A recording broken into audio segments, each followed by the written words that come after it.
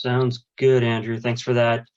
I think these are important aspects to know about right now, especially in the market, because we have these interest rates that keep chipping up, and it's kind of knocking out a lot of buyers.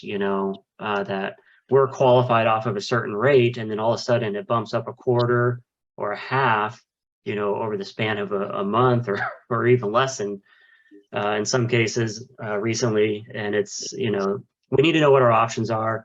And, seller credits are a real thing right now. It's not that hard to get on most properties.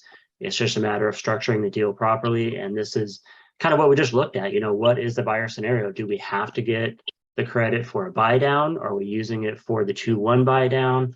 And that's where the lending team comes into play and figures out, okay, what's going to be the best scenario and what do we need to get for the seller credit. So with that, we will get into our seasonal marketing ideas for realtors. So I do this webinar once a year, right around this time.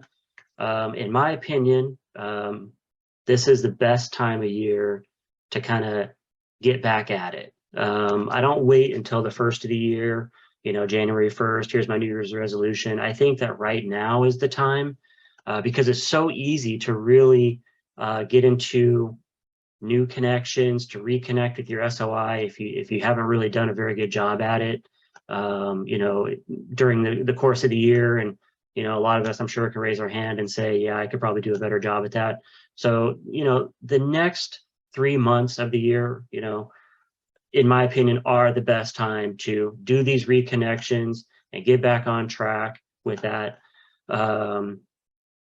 It's also a great time of year to get momentum going into the new year. A lot of people wait until, I'm going to take December off, or maybe November and December.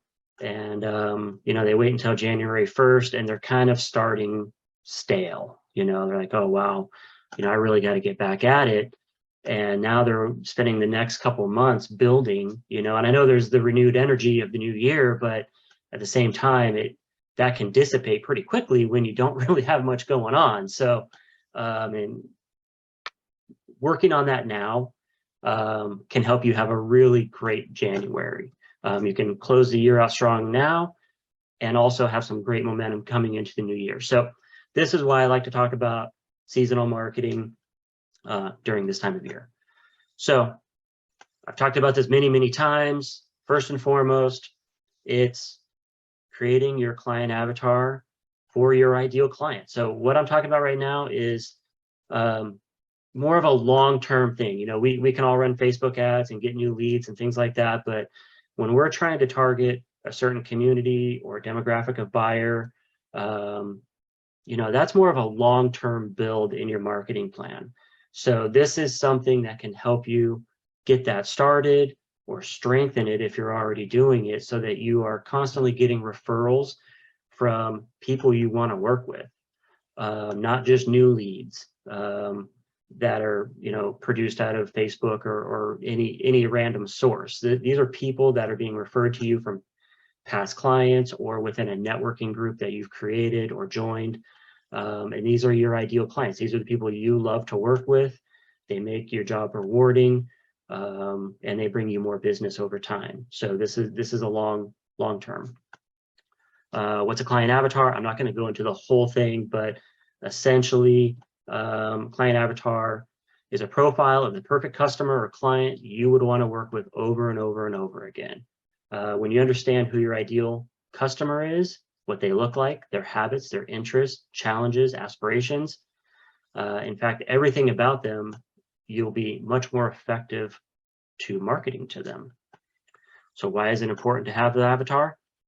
Broad marketing is one of a major marketing mistake, which results in real estate agents trying to attract everyone and ending up attracting nobody.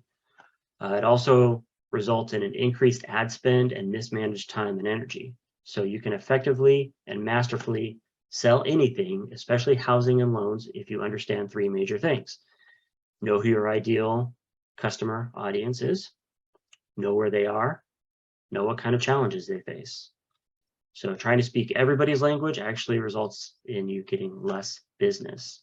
The better you know your prospective clients, the better your results will be in a shorter amount of time. So this is where some of the seasonal marketing will come in. These are the people that we're trying to get. These are our ideal clients, and these can help you get to them. So obviously, holiday cards and thank you cards. I mean, this is an easy one. We can all do this.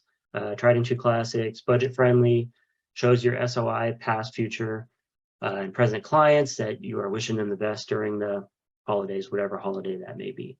If you're wanting to give your SOI or clients a little end of year gift, this is also a great delivery method to do so.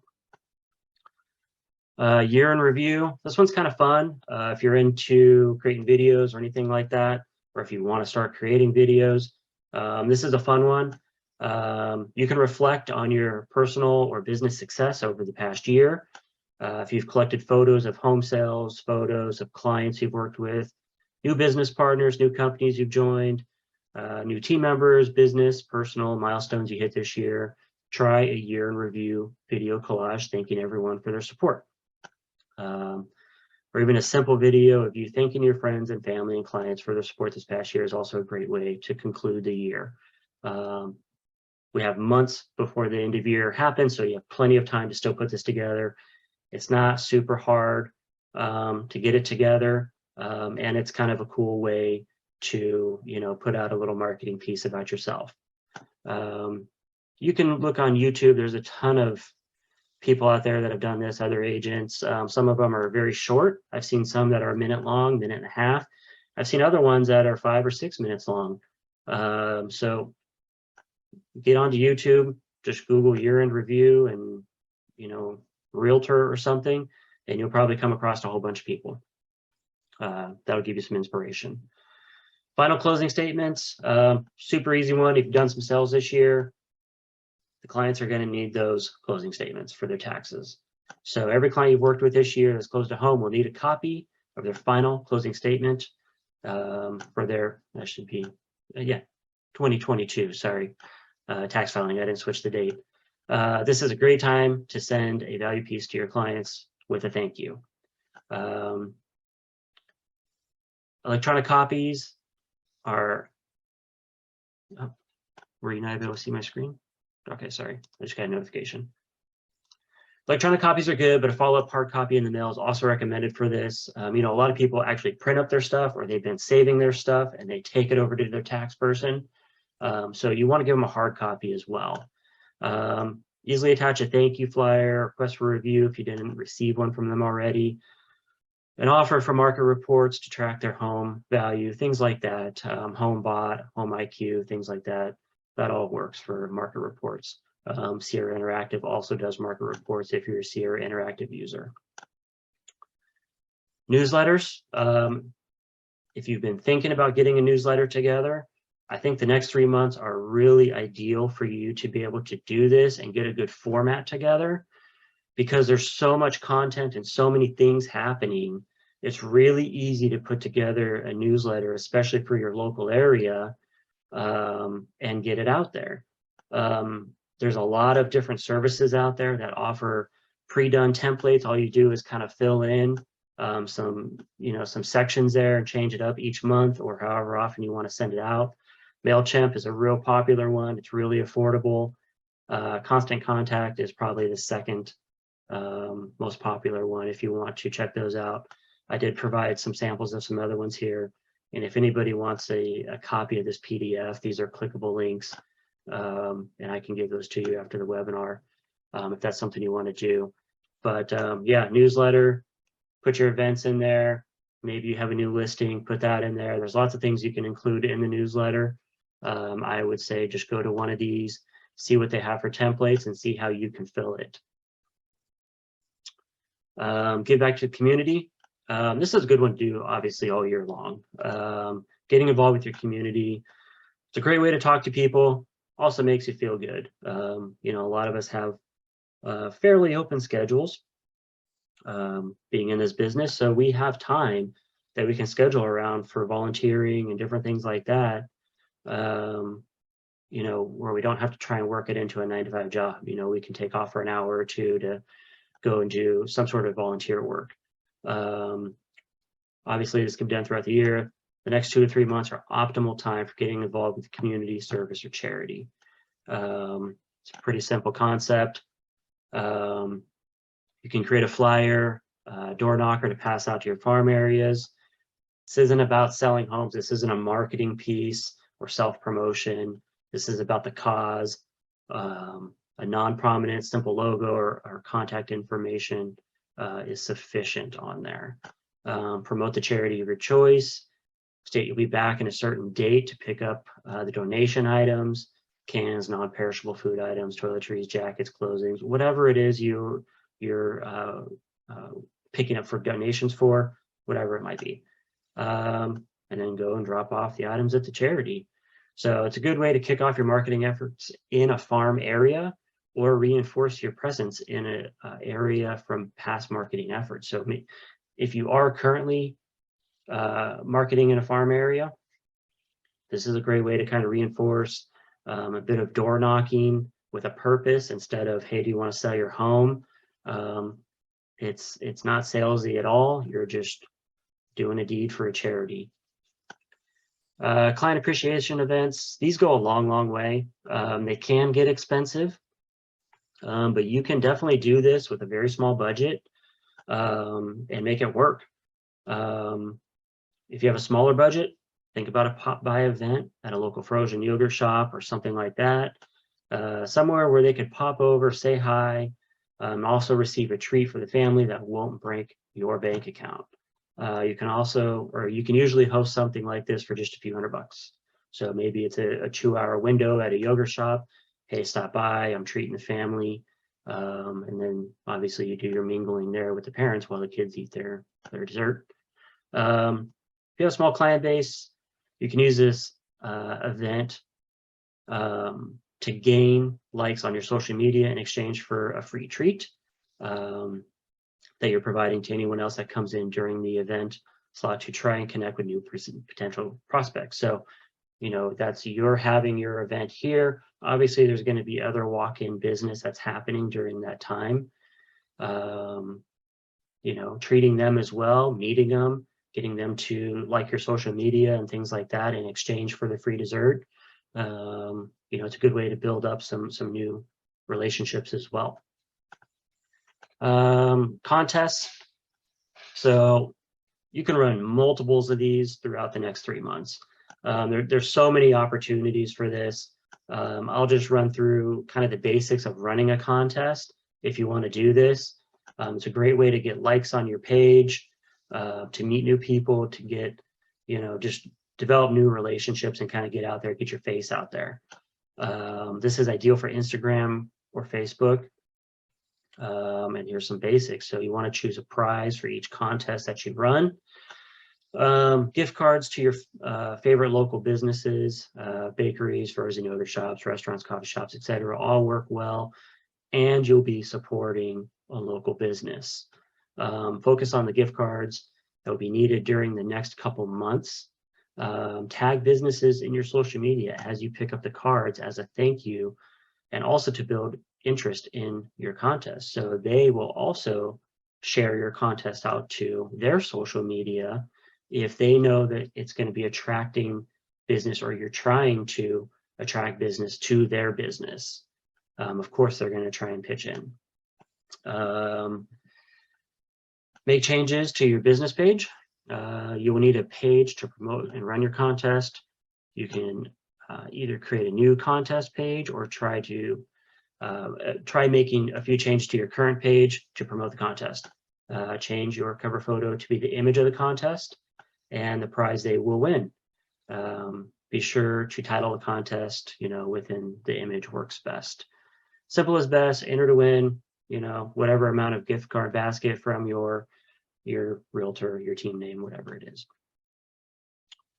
Entry and prize info, include a short paragraph with information about your contest prize, how to enter, any rules or restrictions. Keep it simple. You can add a link to your website or other source. Even a Google Doc works great with a few rules. restrictions and or entry instructions. I like Google Docs. I use Google Docs a lot. It's free and it's super easy to use and create. Create an entry submission form. Entry form for a Facebook photo competition includes a box to upload an image and fields prompting visitors to submit personal information. Keep the submission requirements easy: name, phone number, email. If you start asking a whole bunch of questions, it's going to turn them off. They're not going to fill out your form. The form should also include an enter competition button called the call to action button. So if you're familiar with those Facebook lead forms, that's what that is. Share buttons, Facebook comments. Make sure it's easy to share your contest with friends by including share buttons directly on the competition page. Promote and share your contests. This is a great reach out to your SOI, as well as past clients and any prospects you have in your database. This is also vital for your contest to be a success. So really, if you're not promoting it, it's going to be a flop. You want to promote it as much as possible and get others to also share. That's where your friends and family and SOI come in. So promote your contest by email, single message, or through your newsletter, or both. Texting, short message with link to contest page. Website, blog, create a banner and or have a dedicated page. You could do that with Google as well. Advertising, boosted Facebook post or lead ad, obviously that costs money. Google My Business, if you have one. Create a new event or what's new posting. Facebook groups. Facebook groups are awesome. If you're an active member in some local Facebook groups, make a post about your contest within the group. Always check with the admin to make sure it's going to be okay to do so. Online contest listings. Here's a link. Again, if you guys want this PDF, I'll send it to you, but there's a link of 19 websites out there where you can promote your contest. See if a local business you purchase your gift cards will allow a small flyer or similar posting or similar promoting your contest so their patrons can win the free gift card to their favorite place. So, get that local business involved too, and give them ways of promoting your contest, because this will benefit them as well. Into the contest. When it's time to end your contest and choose or announce your winner, try these easy tactics. Create a video. This is the best. At minimum a photo, but the video is best. Showing you choosing the winner. This increases the chances of those entrants who lost for entering your next competition. Send a planned series of emails to your competition's entrants, thanking them for entering and inviting them to enter your next contest. This helps create relationships and eventually nurture them into customers. Ensure you're posting your plans for future competitions on Facebook as soon as your competition has finished. This is when everybody is still engaged with you. So if you're running one right after for the next month, the time to do it is when the other one is still running or closing. That's when you have everybody engaged still. Well, it's a perfect time to run a contest or two. You continue this throughout the next year. Either monthly, quarterly contest to keep your SOI and prospects engaged with you and to build your page's followers. A quarterly contest is great. This can be added into your marketing budget, $25, $50, even a month, and just running contests. You can do this all year long to keep people engaged, keep them on your social media so that when you are posting updates and things like that, you have an audience that is engaged with you. And then I'll just close out with some contest ideas to kind of, get you thinking. For October, here's a few that aren't necessarily Halloween related. Obviously, Halloween's the big one for the month. That's easy.